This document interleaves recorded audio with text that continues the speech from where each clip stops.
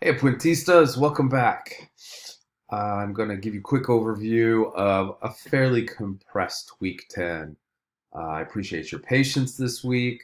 I think I told a few of you, but probably not everybody. My wife went through surgery, not this Monday, but the Monday before. So I've kind of been on home healthcare watch, which has been kind of exhausting. And between that and doctor's appointments, I've had a bit going on, but she's recovering nicely, and we're pretty much out of the major woods as I see it now. So, again, sorry to keep you hanging on this, but without any further ado, I'll talk to you a little bit about what's going on here in week 10.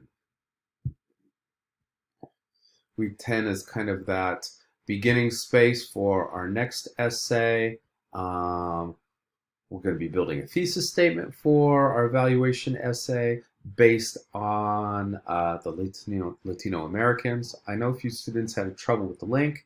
Hit me up, talk to me. I'll help you make sure that we get that all working. We'll also talk about a very, very useful paragraph structure called triac. Um, we'll also talk about how to use those elements to write a persuasive evaluation.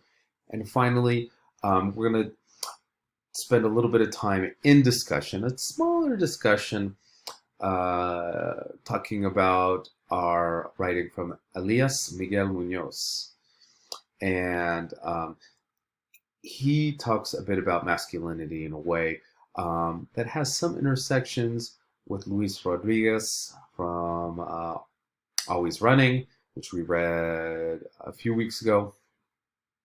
So I think it's an interesting comparison. So coming up this Wednesday, which is already passed, read it when you get a chance. It's a quick 10 pages about a grown son dealing with his father and kind of a generation gap, but also kind of a cultural gap. You could say that, Munoz's father is very old school, very escuela vieja. And he, on the other hand, he's an American, and he's a Latino American still, but there's a cultural traditional shift there that's interesting. You're also going to have a video you can look at. I'll activate those links, and you've also got a student example of the evaluation essay. It's on a different film, which is fiction, but realistic fiction, called El Norte, which is a really, really cool film. It's a little bit underground. It's a little bit like independent, low budget, but the story is fascinating. Anyway, you don't have to read the movie. You don't have to. You don't have to watch the movie to understand the structure going on there. Coming up this Saturday, you're going to submit your tentative evaluation essay thesis. I'm going to give you that structure. You know how I like giving you skeletons for those thesis statements. And you're going to post a comment on week 10. And it's going to be about Munoz and Rodriguez, and some reflections on the Puente Transfer Motivational Conference. I'd like to hear your feedback on that too. I had a really good time. I always like going. I get really excited to see all of my colleagues there and all the Puentistas from all over SoCal.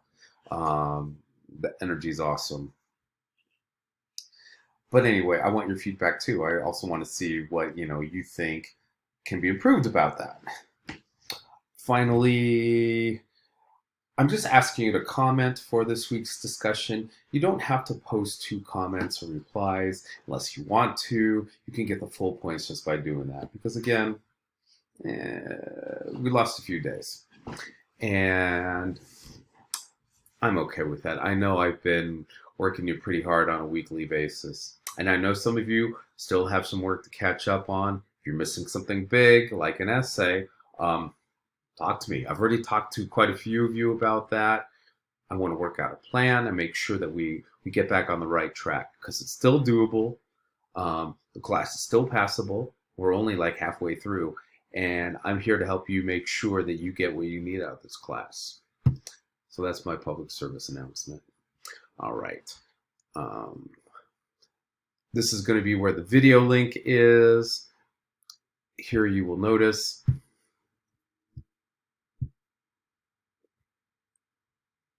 the actual essay.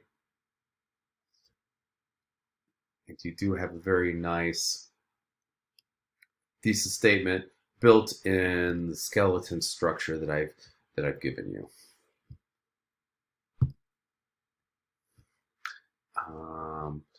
There's your discussion, and here's a quick just submission box for your thesis statement.